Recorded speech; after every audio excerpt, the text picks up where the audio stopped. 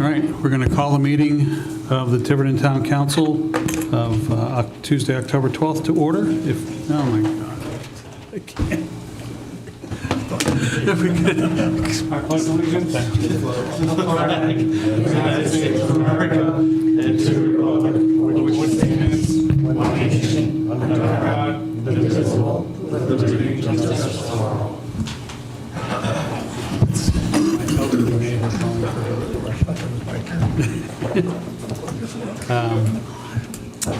Madam Clerk, if you could call the roll.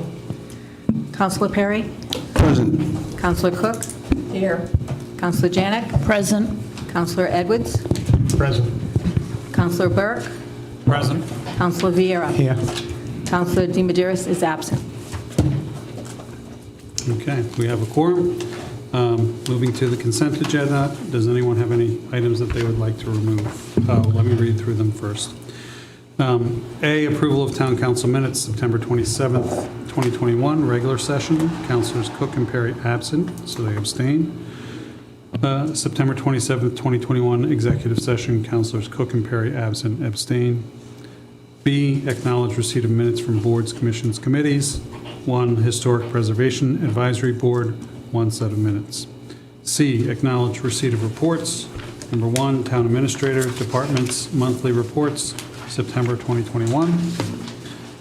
And second, Police and Fire Department Overtime Reports, September 2021. D, approval of tax assessor abatements of $3,917.12. E, approval of uncollectible tax abatements of $76,127.81. Does anybody have anything they would want to remove? Otherwise, I'll take a motion. I'd like to remove 4E. Okay. Anybody have anything else? 4E will be removed? Yeah, B1. B1? And also D, 4D. Okay, anything else? Hearing nothing else, do I have a motion to approve the consent agenda absent items B1, D, and 4E? So moved. Second. Councilor Perry and Councilor Vieira seconded it. All those in favor? Any opposed? So, Donna. Yeah, if you look at number 7 for the minutes for the Tiverton Historic Preservation Advisory Board, they have interesting information here.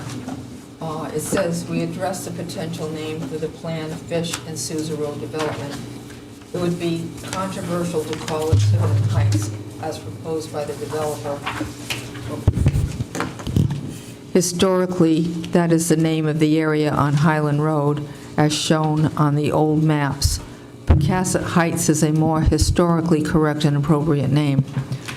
Now, I don't know whether they were going to contact the town or try to contact the developer for a change of name, or it's just a discussion. I don't know. But I don't know what they're thinking on doing. Chris, other than in these minutes getting to you recently, was that communicated to you? No, but we will communicate to the planning board. Okay. Is that going to be addressed at some point? Or I'll see to it that these minutes get addressed to the planning board. yeah, I mean, it does make sense, but you can't make someone change a name, right? I don't know. That's something the planning board may have in their rules and regulations as to the appropriateness of certain development names. Okay, thank you. Thank you. Deb, item D. 4D, I just was questioning, many of these are data correction or footage corrected, and I was just wondering if this had to do with the survey that was done that had errors this year? Dave?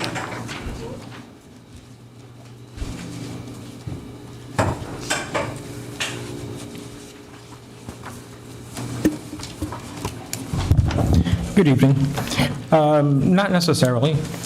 So when we do revaluations, when there's data entry, sometimes the data clerk will make some mistakes. Sometimes when we don't get inside a home, which was definitely the case this time around because of COVID, there's estimates. And when people appeal, I go on out and I make the corrections if necessary. So that's what the data correction is. Same as square footage. Sometimes, if there's a home that's difficult to measure or you can't tell a defined floor height, sometimes these homes have cathedral ceiling areas. So from the outside, it may look like it's a full 2 stories, but it's really not. So those are those type of the corrections. Okay, because I know a lot of them were square footage issues when we had the revaluation. Are we at the point where the reevaluation appeals have all been done? Or No. should we expect more? Yeah, so the appeal window opened up September 1st, and it'll end November 28th. So they have 3 months to appeal. So we're halfway through. Typically what happens, just historically, is that most of the appeals will be filed pretty soon after September 1st. And then, procrastination, a lot of people file towards the end. But I would imagine that the bulk of the appeals have been filed at this point in time. It just seemed like there was a big number of them this month. So I just wasn't sure where they all came from. Sure. And if you want, I can, the background information that you get, we can further explain if you'd rather have that. Because if there are a lot of abatements, I have that's just a canned report. So I have data correction, so they just check that off. But if you want to know exactly what that correction is, we can. I don't think that you need to do that. I was just curious because there seemed to be more, and I know there was an issue with data entry and square footage from the revaluation, and I didn't know if this was the tail end of it. Sure. Part of that. Sure. But that can, generally it will happen, obviously, most of the time during the revaluation, because one, we're doing a conversion of software, but then there's also data entry, human error. But, even typically there in a non-revaluation year, if there's been properties that we've never been able to access for one reason or another, and then they appeal, we'll make the updates. Thank you. You're welcome. Any other questions for Dave while he's here? On this? Thank you, Dave. You're welcome. Item 4E, Councilor Edwards. Tony, you may as well come up.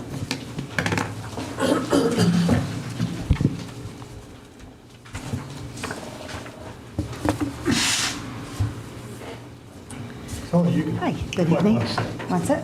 Been here a while. Okay, so the reason I pulled this, Can we first explain what this is? So Sure. folks Yep. know. So, Tony, can you explain how we got to this point? So these are accounts, motor vehicle accounts and tangible business accounts that have been sitting in our receivables or our books for greater than 10 years. So at this point, the collection agency deems them as uncollectible due to the statute of limitations. So it's more of like a housekeeping. We try to clean up the books and reduce these that are uncollectible tax and have a more accurate reflection of what our true receivables are. And what are the legal steps that are taken when we have? Prior to them coming here 10 years, we've exhausted all means. We've sent them multiple delinquent notices. We have turned them over to the collection agency. But before we even do that, all of these motor vehicles have been blocked at the registry. So we've stopped all of their new registrations. So they pretty much aren't living in Rhode Island at this point. Years ago, they used to be, their computer system at the DMV wasn't as savvy as it is now, and it might pick up someone if they had a middle initial and then not a middle initial, it would let a block go through, but now everything's linked to license number. So when the DMV system got upgraded, we caught a lot of these delinquent taxes because they were linked by license number. So these are all accounts that really aren't renewing any registration. So they're usually people that have moved out of Rhode Island and have not come back, because we've held on to them for 10 years. If they came back and tried to register, we would collect the tax, and some of them may be deceased. Okay, and the same on the tangible assets? The tangible are mostly businesses that have closed, or if they've closed, we can no longer collect on them. Even if they've reopened in town under a new name, the previous name is no longer collectible, and or bankruptcies are sometimes involved with the business tax. Thank you. Counselor?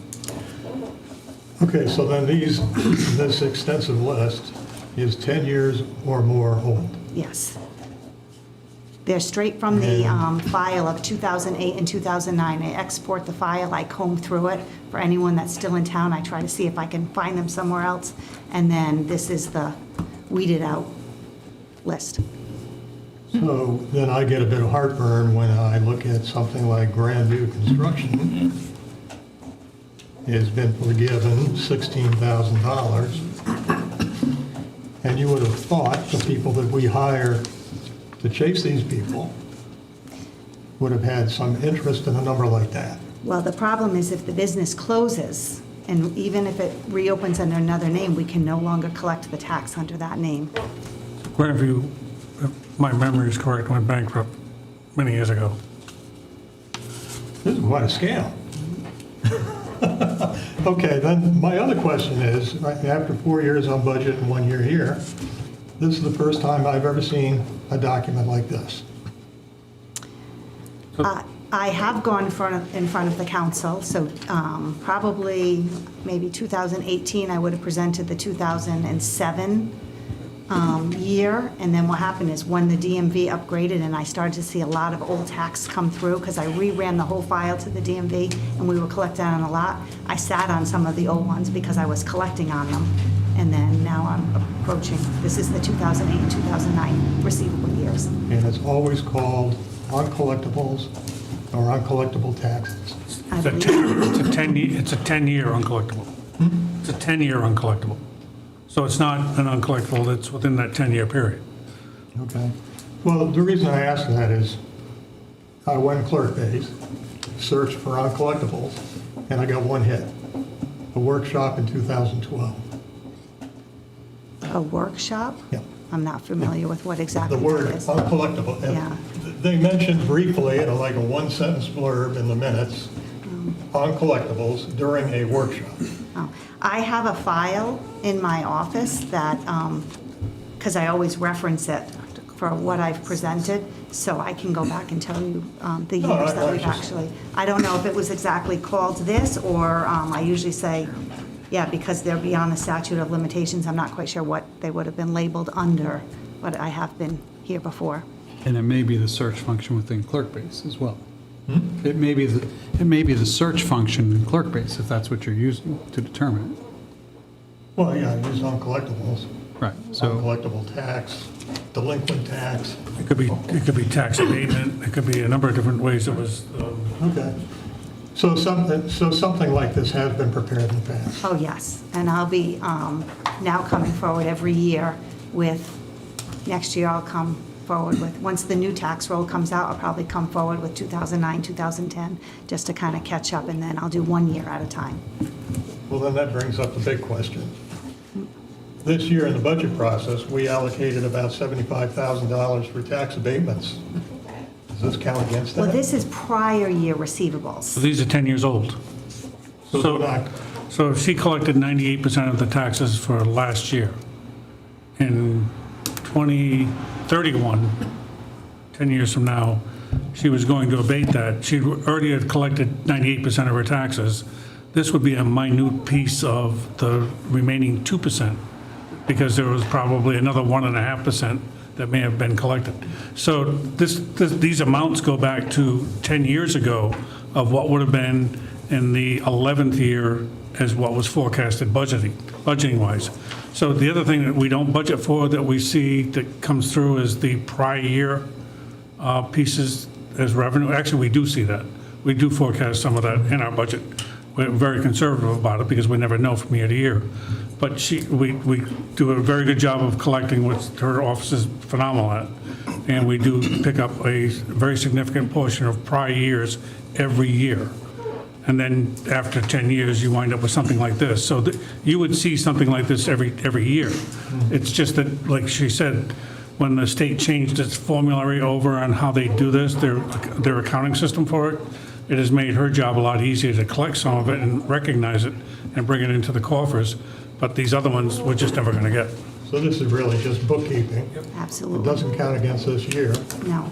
And your collection rate is the envy of the state, believe It me. is. Thank you. They all wish they did as well as we did.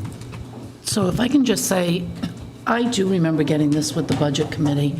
I don't remember like a list like this, but I do remember discussing this. Oh, I remember discussing it. So as things have changed and the computer program has improved statewide, do we think that this number may be less as the years go on because you'll be able to collect more?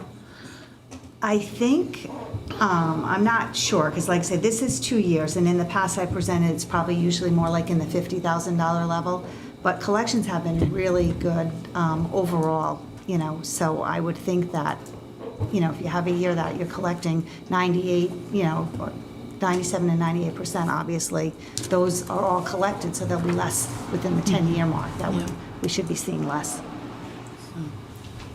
Thank you. Other questions? One, thank you, Tony. For the administrator and/or the solicitor, I assume that some of these that have gone bankrupt and opened up under new names, we know who they are in town. We do. And if they ever bid on any projects for the town, are we able to take their lack of payment in the past into consideration? Technically, no. No. Unless they fraudulently did something to the town of hiding assets or misrepresenting what they had, it would be almost impossible for us to make that determination. I would say that from my review of what's in here, none of those are actually bidders in the town. Because I did look, just to make sure. I have the same concerns, but I'll defer to Mike, but I don't think there's anything, we don't have a barred list or, and if we did, it would definitely come before the council to vote on. Right. Yeah, okay. Good thought, though. Thank you. I don't believe taxes are dischargeable under bankruptcy generally anyway. They just kind of get written off. They're not dischargeable. They should have been noticed to the town that they were being, as part of the bankruptcy, that the claim was voided. Okay, thank you. If nothing else, do I have a motion to accept items B1, D, and 4E? So moved. Second, do I have a second? I'll second. Donna? Councilor Perry, Councilor Cook, second it. All those in favor? Any opposed? No, okay. Thank you. Do we have any public comments? No? Okay. And I don't believe we have any that were received either, correct? That's correct. And nothing on the list? One person signed up, but they crossed off and they Okay, left. okay. They'll be at the next Okay, meeting. thank you. So moving on to item 6A1, Historical Cemeteries Commission, 5-member board, 3-year terms, 1 vacancy, 1 unexpired term to 4/15/2022. And we have an application from Mr. Thomas Snell, 245 King Road, request appointment to expire 4/15/2022. And this was before us last week. We held it because Mr. Snell was not here. I'm not sure if Mr. Snell is here tonight. I am, sir. Would you like to come up, sir? Thank you for joining us tonight.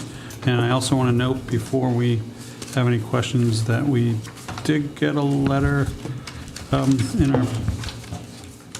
the desktop today, and I just had it here. It is from Jim, thank you, Jim Spears, supporting Mr. Snell's nomination. So thank you. Can you just give us a nutshell for the public of why you're interested in this position? I've owned some land, family land. The land that I live on has been in the family for about 250 years.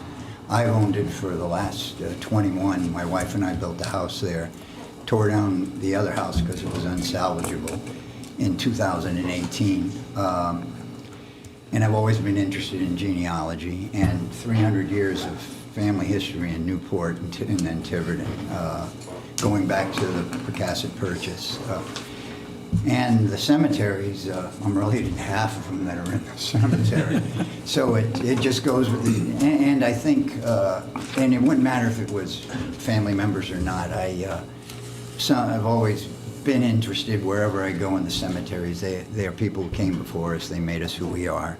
It needs to be respected. and it's appreciated, and just there is to let us know that we are who we are because of what we do.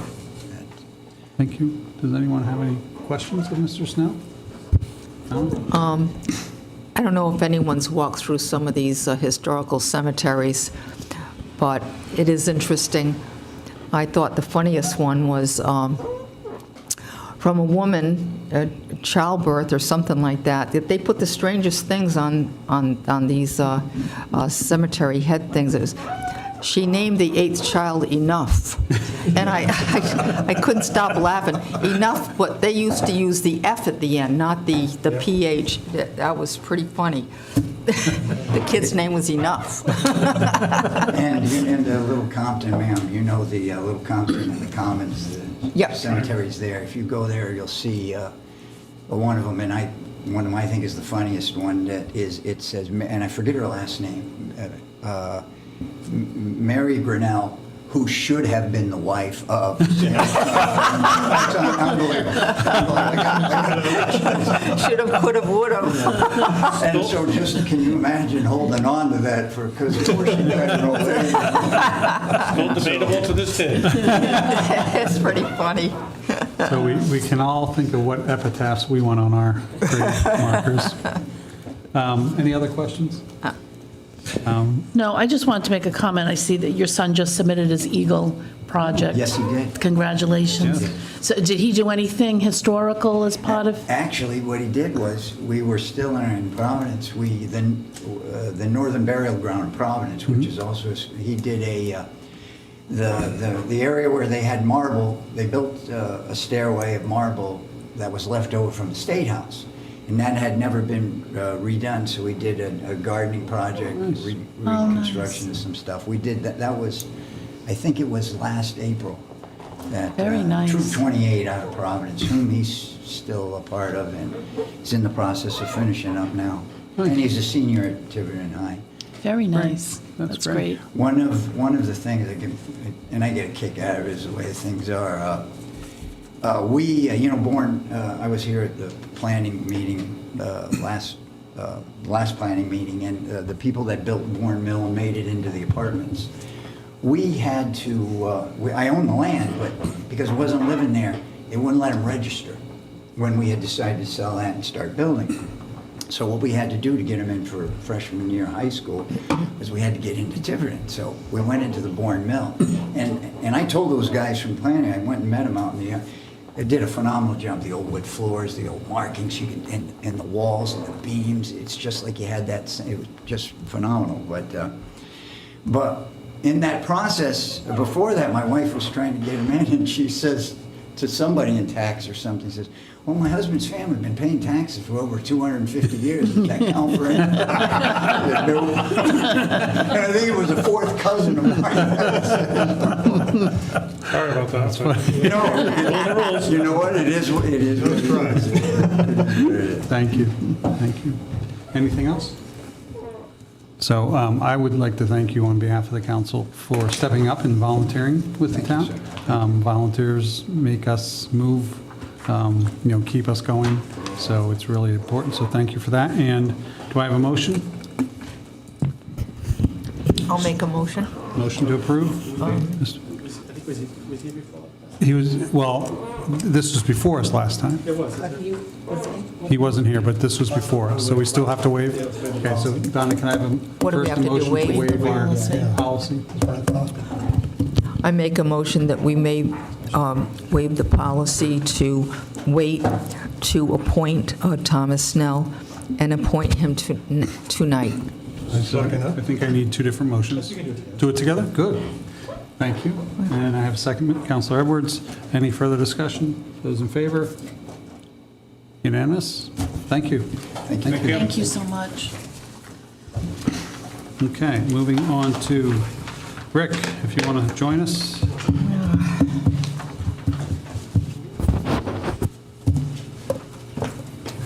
Hi, good evening. Good evening. If you want to speak to your...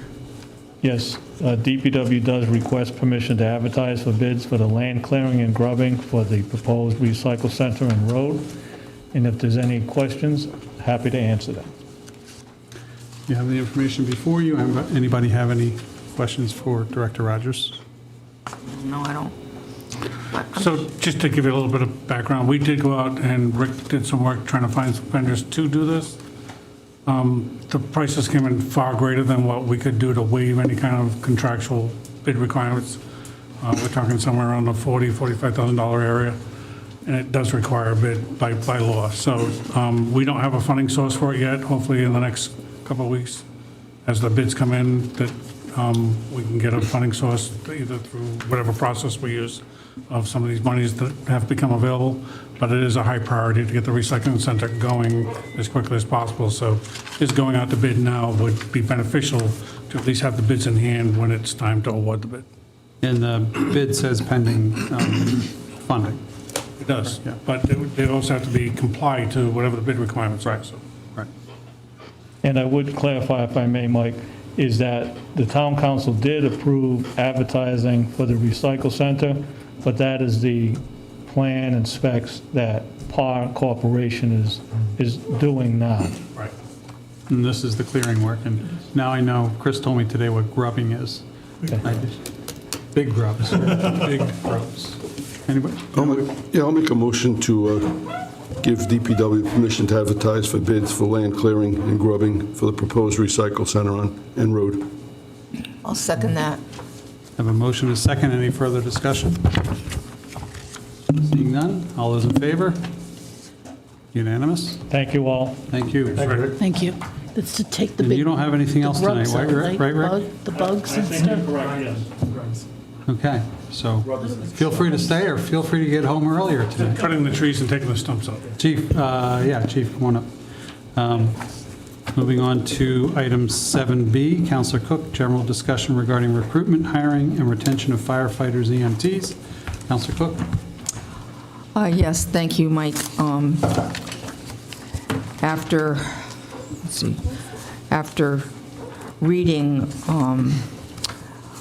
an email from the chief regarding recruitment, it seems to be an ongoing problem, but I think it's been exacerbated unfortunately, by the 42-hour that's going to be coming our way. So I decided to put it on the agenda. If you'll also see that there's an old report that was very carefully put together by a hardworking committee. They put a lot of time and energy into it. A lot of it has relevance, and some of it is obsolete because of the problems we're going to face with the 42-hour overtime. It's because that's not addressed in here, and it is a new problem. It doesn't mean, and I might be wrong, Chief, we still always had a problem with the pool of people available. I think it's going to make the matter worse. If I'm wrong, please let me know. So I felt that instead of maybe reading an email and not doing anything about it, that we really needed to sit down and meet these challenges, because we don't need a failed fire department. And I have read that there are failing fire departments, which is you can't get any people. So I don't want that to happen, because it is the safety of the town. And I think we need to look at, in my opinion, present challenges, solutions, visions, the big picture. You might even have to say, well, what do you think's going to happen? So strategic planning, new paradigms, which I believe is the younger people maybe not wanting to go into blue-collar work.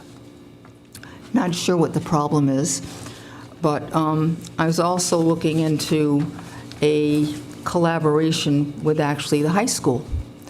It's a community problem, and we have a lot of young women, men at the high school that maybe if they start taking and can take courses at the high school level and get as an elective, that they can come out with an EMT with a CPR, cardiac.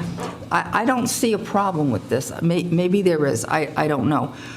But if we can't offer it there, they can still get these courses at BCC or CCRI while they're in high school and have these certificates ready to go, if that's what they want to do.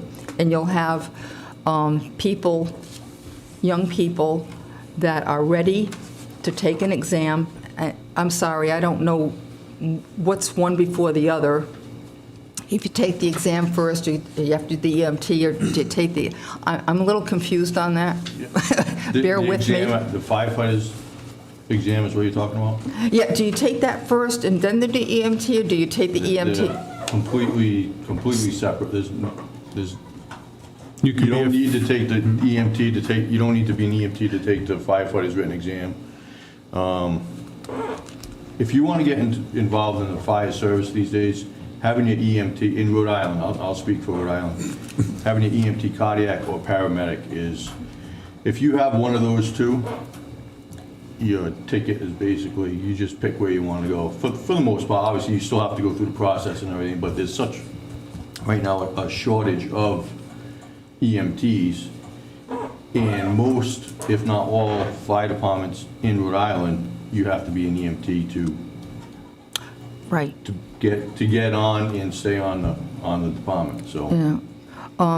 My grandson took it at CCRI, and you have to take a national test, or anyway, you passed the test.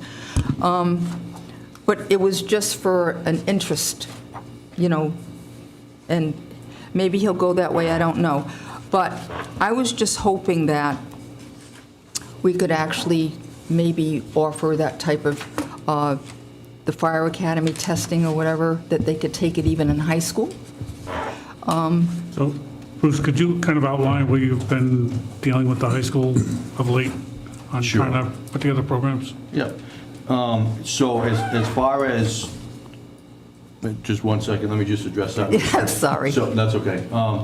So to take the written exam, all fire departments require a written exam, and usually the way the process is the city of town advertises, the people that are interested apply. The first step, it's always been historically, the first step in the process is you sit for a written exam. The people that pass it move on to whatever the next step is for that particular city or town.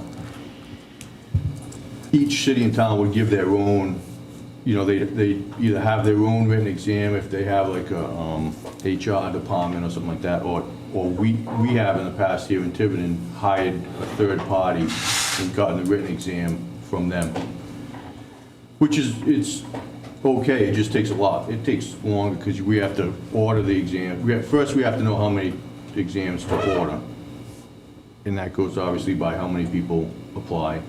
Then we have to order the exam, they have to sit for the exam, we have to send it back to them to get tested, and then we get the results and we can go on from there. What the Rhode Island Fire Chiefs Association did was they took over the written exam. So twice a year, in the spring and in the fall, they're given, and this is fairly new, it just started this year, but the fire chiefs are going to be given the written exam. And I'm not sure how many communities in Rhode Island signed on. Tiverton did, signed on for that.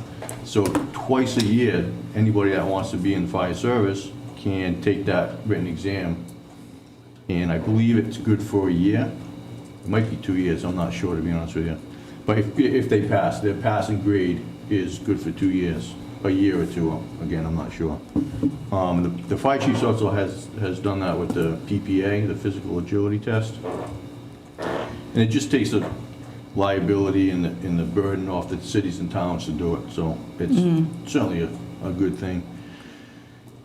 Can high school students take it? I think you need to be 18 to take it, to be honest with you.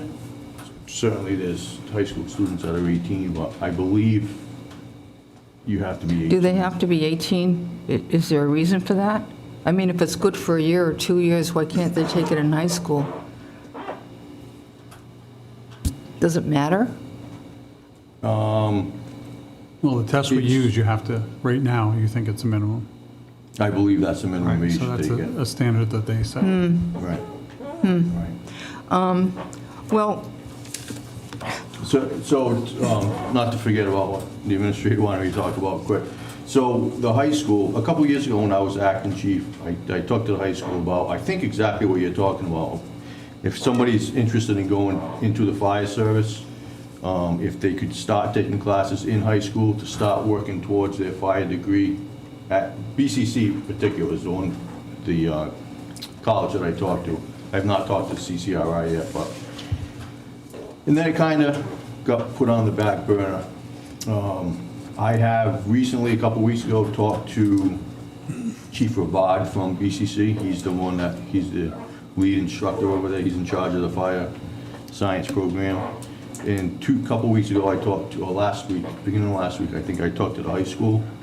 There will be a meeting, hopefully, Chief Rabad is going to get back to me sometime next week, this week or next week. We're going to be setting up a meeting between him and the guidance counselors or guidance department at the high school for exactly what you're talking about. okay. May I continue, Mike? Okay. Yes, please. I think there's more to it that I see.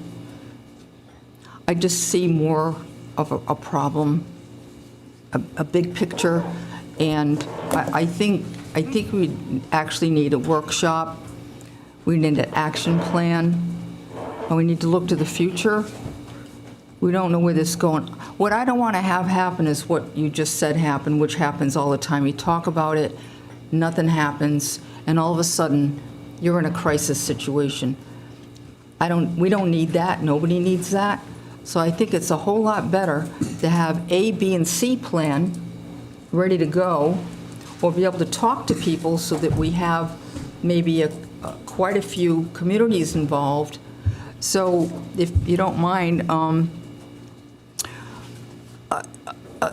we have a smaller pool of entry recruits. 40-hour bill's going to create, I think, a situation where maybe the bigger cities are going to be recruiting, and there's not going to be much left. Because you 100% can't happen. create this big pool all of a sudden. It's not going to happen. That's So 100% correct. we're going down this road of a problem, and I just don't want to be caught going, oh my God, well, why didn't you plan? You know, so I was just wondering if we could have like a workshop and actually talk about some of the stuff I see that I feel is happening. I don't want to talk about it here because I don't want to take up the whole night.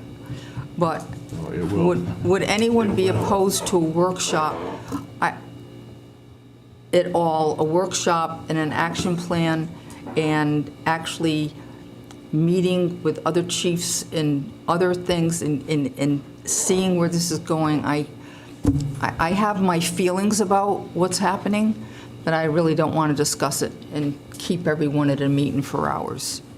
That's the thing. Is this a recruitment type thing, or is it a negotiation type? That's, It could even be maybe a couple of people, so we could put down maybe a plan of action and bring it to the council.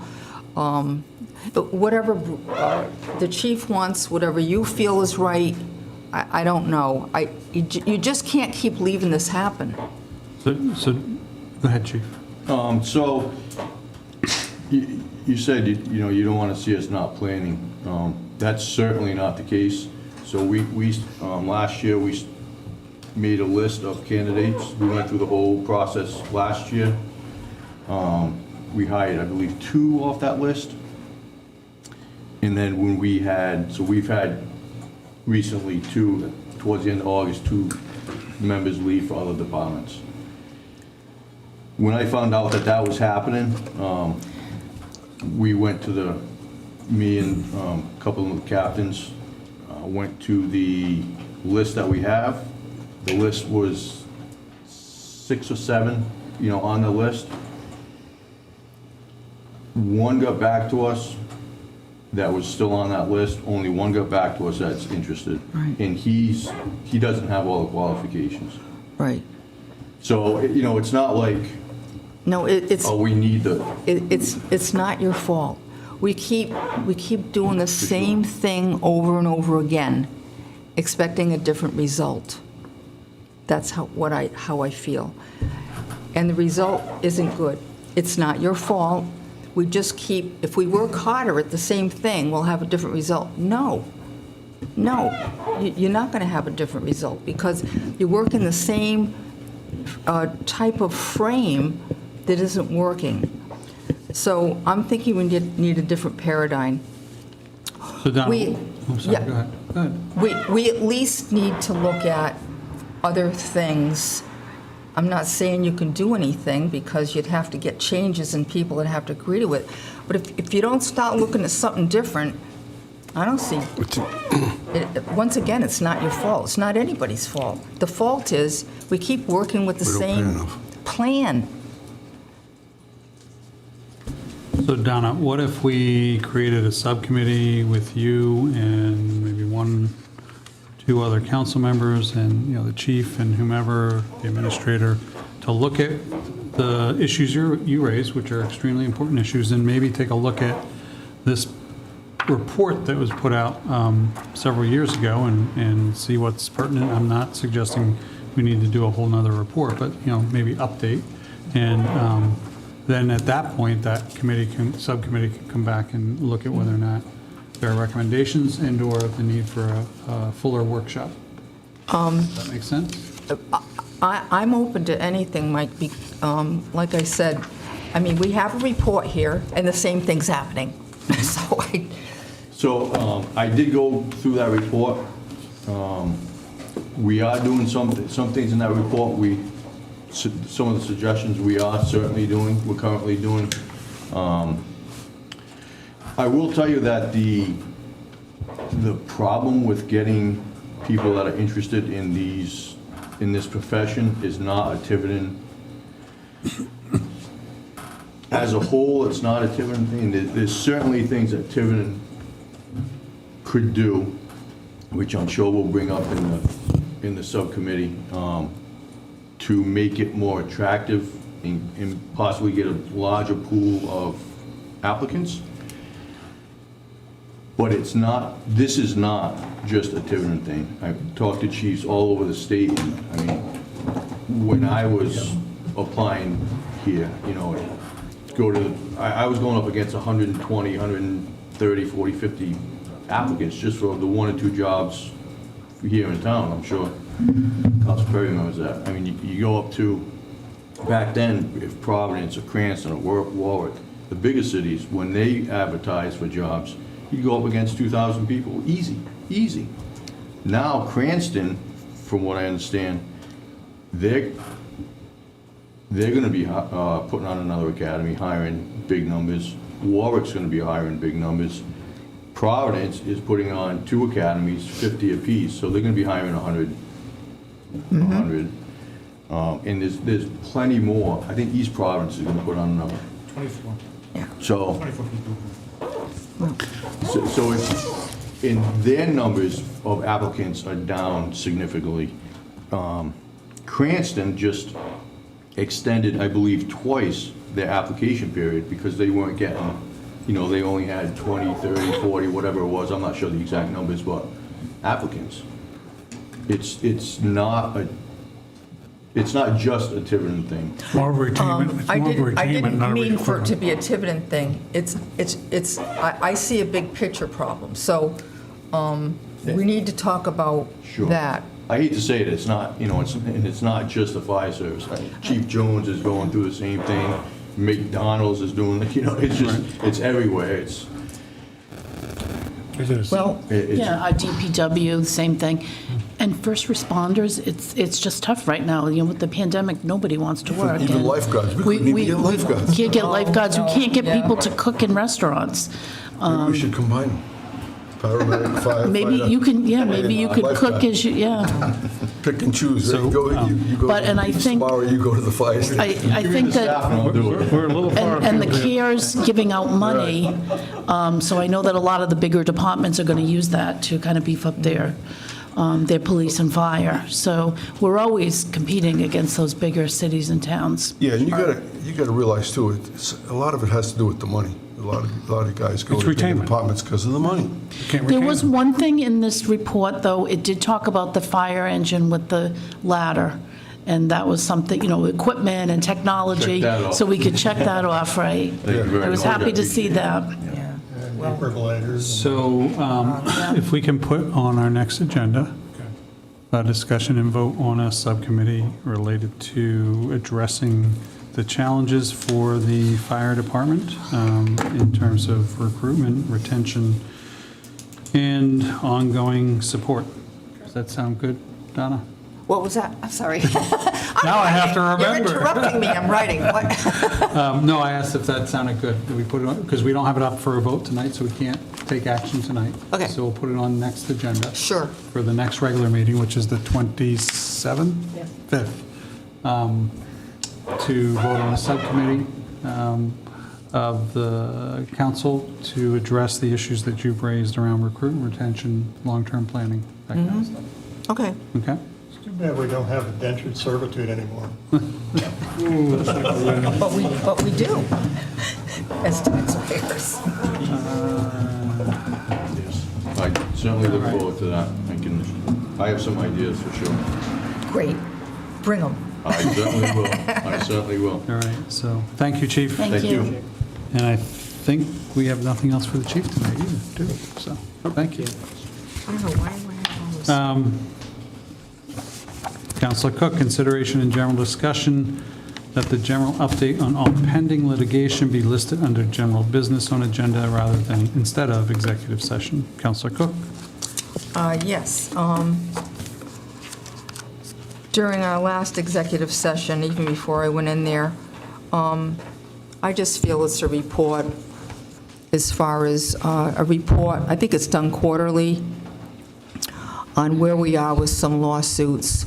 There wasn't any strategy. I think basically what's there is public knowledge anyway. It's in the public arena.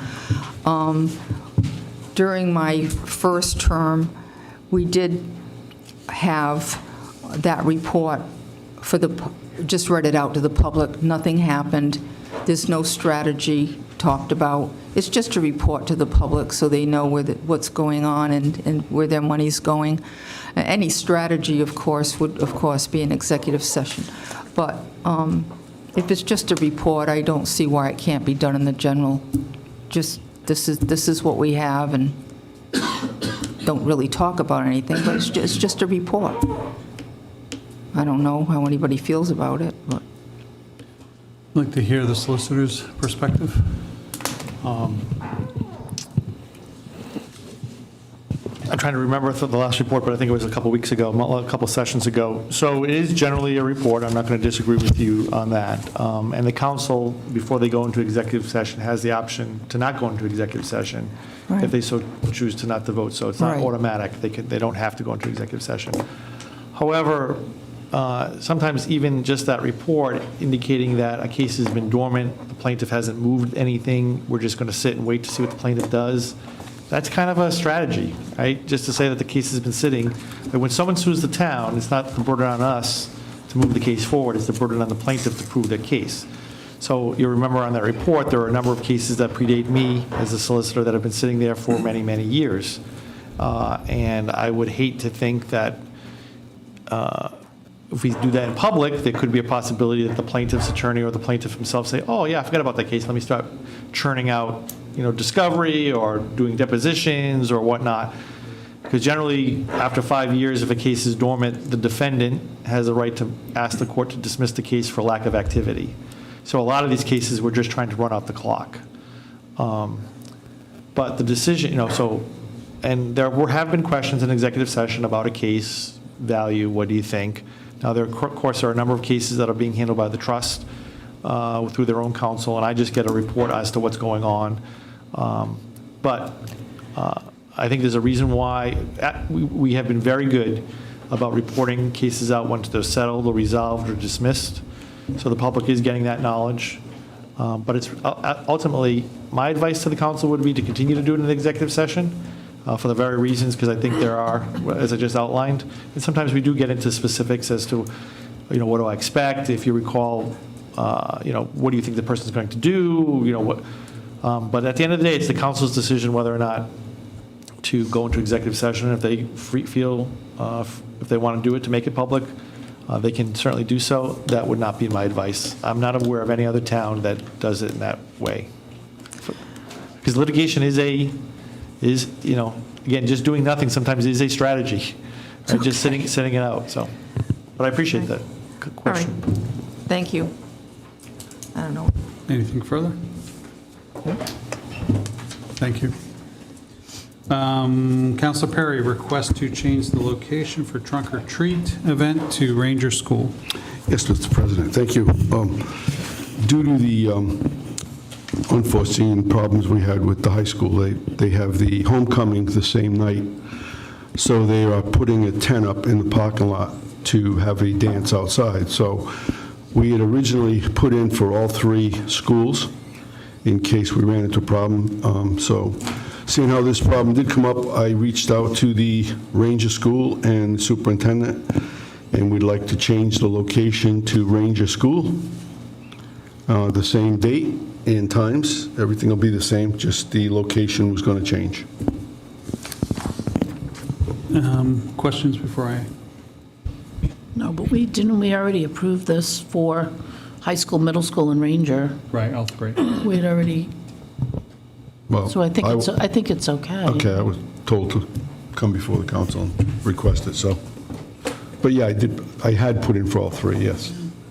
So, was there any consideration to changing the date? Or is it? There was, but we're too far into it now to change it because of the commitments we have from certain groups, one being the Batmobile. So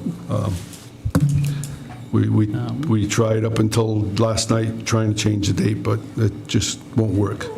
So we're going to have to proceed. All we can do is hope for rain, and then we'll have it on Sunday. Oh, that's the rain date. But, yeah, that's the And the rain rain date. date would be at all 3 of them? The rain date would be Ranger School also, because the tent would still be set up at the high school, but at least there wouldn't be the dance going on. You'd plus- have parking. Yeah, Yeah. yeah. So, Nobody checked that out first? yeah, we did. We submitted all the paperwork. They had and approval from the school.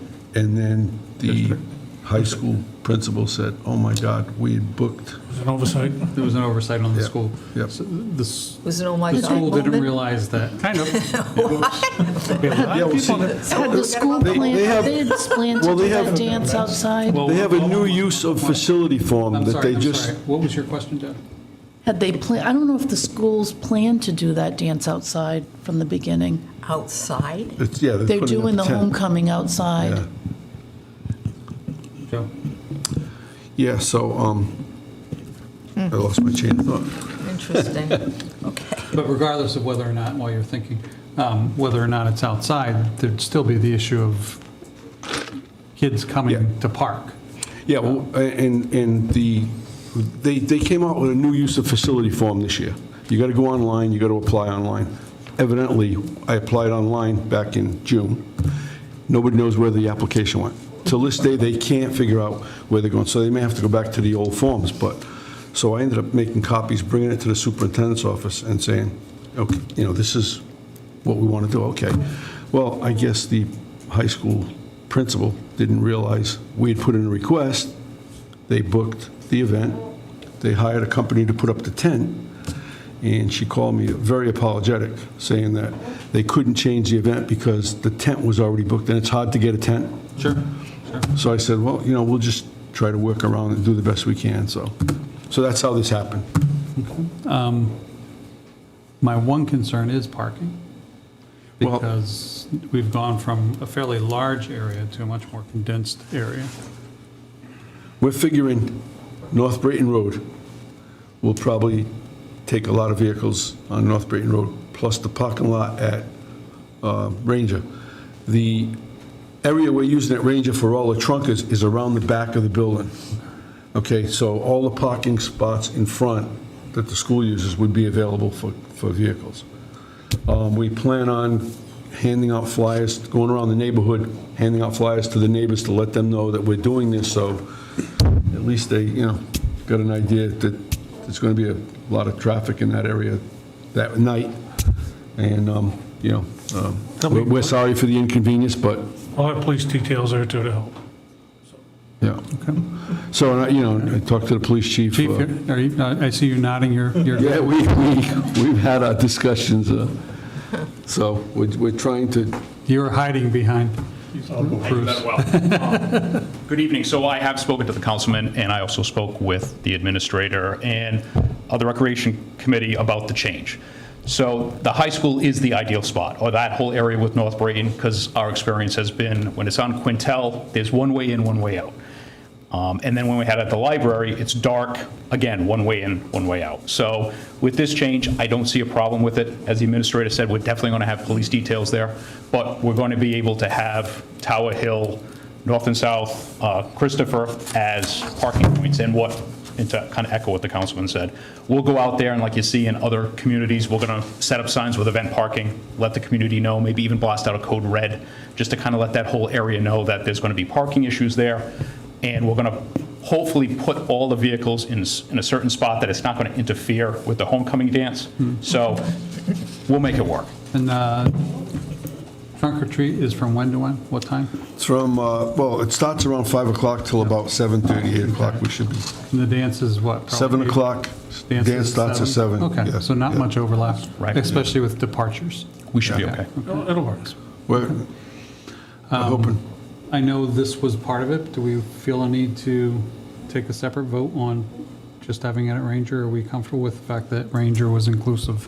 The fact that you did all three of them to start with is All they've bonus done is to remove the I just wanted to make sure I had my bases covered, that's all. Yep. Thank you. Thank you. Thank you. Thank you, Chief. Thank you, Chief.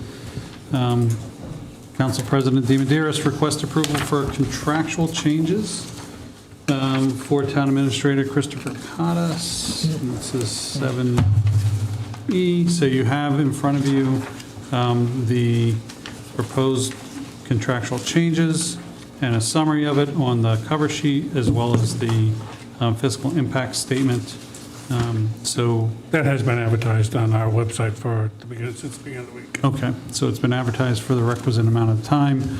At our last, so what we are proposing is a 3% salary increase for the administrator effective 10/1/1021. He has done a tremendous job with battling COVID and getting us through it very effectively, as well as all of the other aspects of his Battling duties. everything. Yeah. And then also B, to allow him to participate in the town health coverage as a single person with coverage effective 11/1/21, continuing the duration of the agreement with employee contributing co-share deductible in similar fashion as other non-union management directors. Employee turned 65 and is losing his state-sponsored pre-65 health coverage. Sorry, we put your age out there, Chris. Based upon the employee evaluation. You do. Employee evaluation covered in the last town council meeting, the town administrator will be, we're explaining the nature of it, that's what's before us tonight. Just to go to the fiscal impact statement, I'm not going to read the whole thing, but I'll look at so it's a change in base salary from $95,000 to $97,850, which also means that there's a change in the taxes, federal and state taxes to be paid.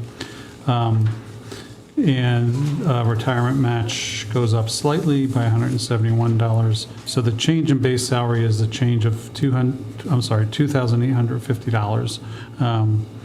And this is for 1 year.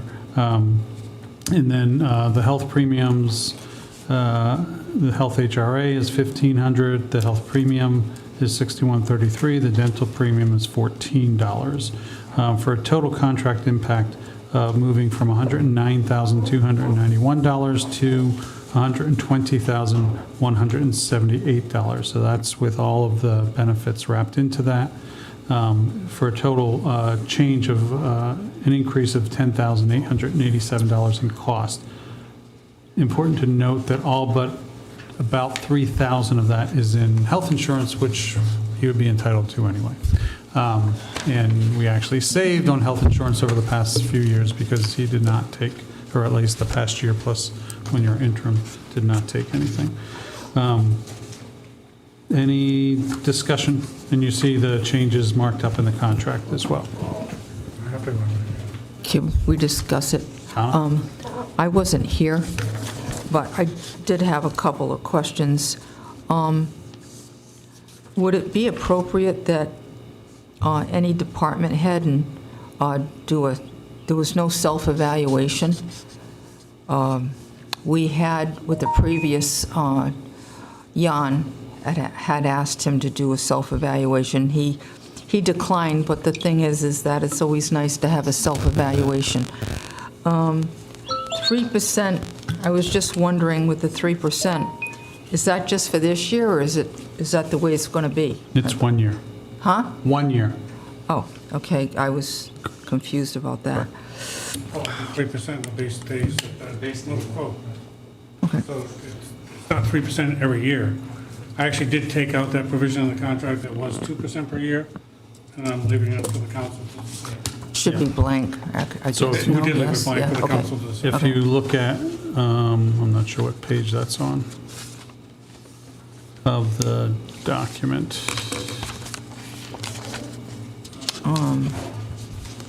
It's the sections. And I guess the total impact, I'm terrible at math, but it looks like a 9.96% increase, all totaled, no? Yes? So Did I work it the out? salary increase is 3%. No, I know, but you're On looking at the section total, 5. it's almost 10%. It is, but you get the benefit of me not carrying health insurance for the first year. Right, so Somebody else carried it. he was entitled to health insurance previously, and he chose not to take it. Right. He's now choosing to take health insurance and taking the individual plan as opposed to the family plan, which would be more expensive. And also, there's, Tim Cavassa had added on this email that we should really, to be consistent with fire chief and police chief contracts, have payment in lieu of health insurance language that he was suggesting should have been in the administrator contract, in which case we would have paid you for health that you hadn't taken. Sorry, when I think Nancy and I did this contract, I think, Nancy Mello, and that was discussed, and at the time, the administrator did not want to pay in lieu of what they call a buyback. He didn't want that provision in his contract. Somebody was already paying for my health care, this pre-retirement, pre-65 retirement from the state. Your general taxes were already paying for my health care. I mean, I do co-share as part of that plan. So it didn't make any sense to me to have the town pay me a stipend for something that somebody was already providing. There was no need for the town to incur any of those expenditures. I am going on Medicare at age 65. I don't have any choice in that matter. You all have to do it at age 65. So this is like the plan, was it? Plan B? Plan B. So Medicare is basically what it is. My wife is covered under Medicare. She's fully covered with all her Plan Bs, Cs, Gs, whatever. Believe me, I hear her all the time. So there's no need to put her on the town's healthcare.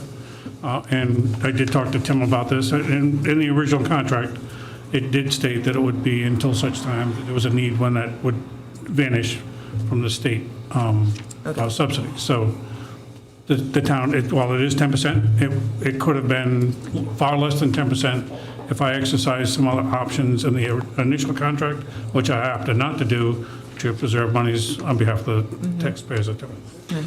And Donna, to your question about the annual increases, if you look at the draft contract, item number 6, annual reviews, you'll see added language, and I'm just going to read first the language that pre-exists is based upon satisfactory performances determined by the town council, annual evaluation, the employee salary for FY22 and FY23 shall increase by an approved percentage increase authorized by the council, which shall be effective at the start 10/1 of each contract year. So Okay. there's the added language, an approved percentage increase authorized by the town council, which shall be effective at the start 10/1. We remove the 2%. So it was saying before that he would automatically get 2% for FY '22, which is the current year. Yes? And FY '23, which would be the next fiscal year. Now we're saying, if we approve this, he gets 3% this year, and then next year we'll come back and look Yeah. and see if there's another. I did read that, Mike, but I was a little confused as to, where we were going with it, so. All right, I think you've been really fair when it came to, I mean, you could have got the money and had the money and and you didn't do that, No, so, I'm not like that, Donna. yeah. So, thank you. Thank you. Any other questions? Yeah, I also gave up the car and the phone. Can I make a motion? I just want to say one thing. We just talked about retention policies, keeping good people. I think that this is an example of this town council acting to keep good people. So I think that's my opinion on this situation. Thank you. Thank you. Joe? Yeah, I'd like to make a motion to accept the contractual changes for the town administrator as outlined in 7E. Second. Any further discussion? Seeing none, all those in favor? Unanimous? Thank you very much. Thank you. Thank you, Chris. Congratulations. Moving on, Administrator Cotta, discussion and possible vote on contract addendum related to maternity, Family Medical Leave Act for Planner Siciliano. Thank you, Jim. So, this is kind of a tough one to bring out in open session, but there's no other way to do this. We do have a contractual agreement with Jennifer. At the time that we hired her, I had no expectation that she was going to raise a family at this stage in her life, but she has opted to do so. There is no way that I could see that she could accrue enough time to go through a maternity process that would be sufficient to provide her the benefits that she would need to continue on. She's an excellent employee. She's provided just about every service that we have asked her to do. She has a very daunting task dealing with the planning board that is, I'm not criticizing the planning board. They are very, very thorough in what they do. But it leaves her job very daunting to make sure that they are getting all the information that they need. And she does an excellent job with that. My real issue is, my fear is that we're going to lose her if we don't try to provide some additional benefit to her as she goes through this. Her husband provides her health insurance. The town doesn't pay for this. She has, in her first year with us, has still retained 3 weeks of vacation to help get her through part of this maternity. I don't think it's unreasonable to ask to give her some additional vacation time or the ability to work from home as an additional benefit to help her through this stage in her life. She's non-union, but she does a phenomenal job, and I think it's well worth the money. We could say that we don't have to pay her that because that's what her contract is. At the end of the day, we're going to save money on the back of somebody who's done this town some justice simply because we didn't want to pay her. I don't think that that's fair. I know it's not fair all the way around when I look at union contracts. Is this, equitable? It's not, but it's also not equitable that I ask her to work sometimes 60, 70, 75 hours a week, and which she does. So I don't think it's unfair to ask. I'm just presenting you with a dilemma. I'm trying to find a solution for it. I think this is a fair solution. I think it's rewarding, again, trying to retain somebody who's very good on behalf of this community, and that we've gotten our bang for our buck for her. She's very, very good at what she does, and I think it's well worth the investment that we would put into it. Thank you, Chris. Thank you, Jennifer. And I, too, am somewhat uncomfortable of having to air this in public, and so I appreciate you, your willingness, not that you had much choice, but to do so. And I congratulate you and your Thank you. Thank husband. And look to a healthy birth. I think this is, myself, a reasonable accommodation for a very valued employee, in my opinion.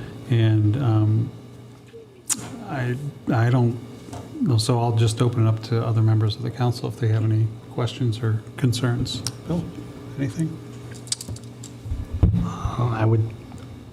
My question would only be how long can she stay out for?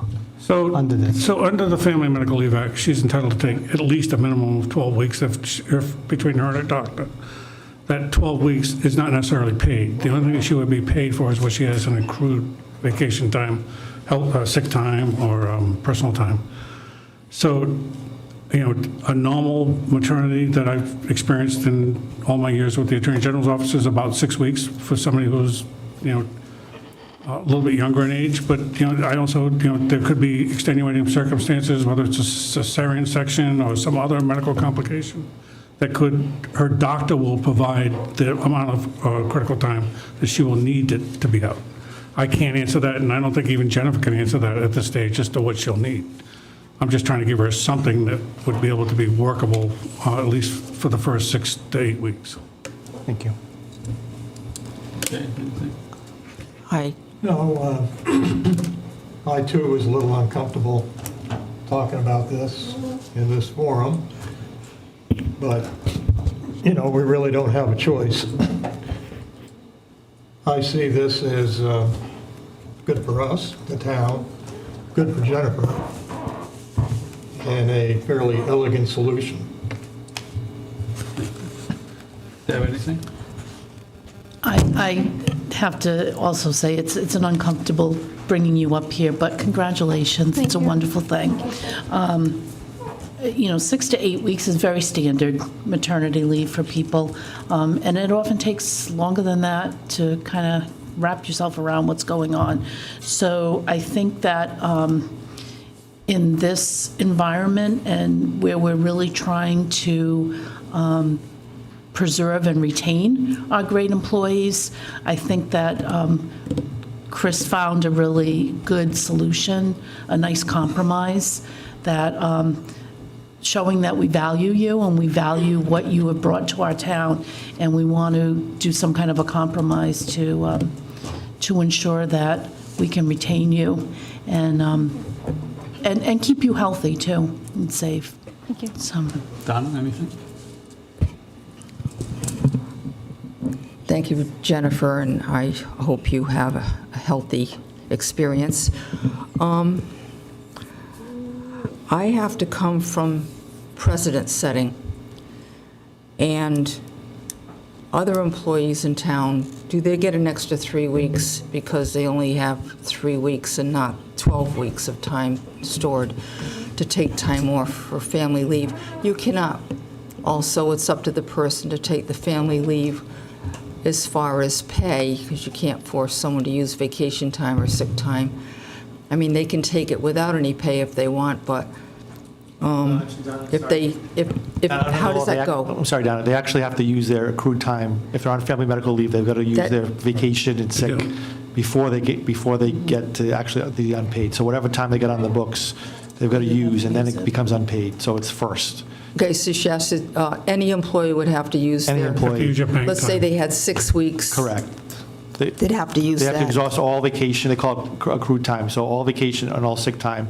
And personal time if we And have personal time if personal- they have it. And then, once that's exhausted, it's all within the 12 weeks, but say they have 4 weeks of that, or 3 weeks of that, 3 weeks would be paid, and the remaining weeks would not be unpaid, but they have to use it if it's on the books. Yeah. The rest of the weeks are unpaid if they run But out even of if they had like 1 day of vacation day, they'd have to use that before they could go unpaid. So Okay. the law makes them use whatever time they got accumulated.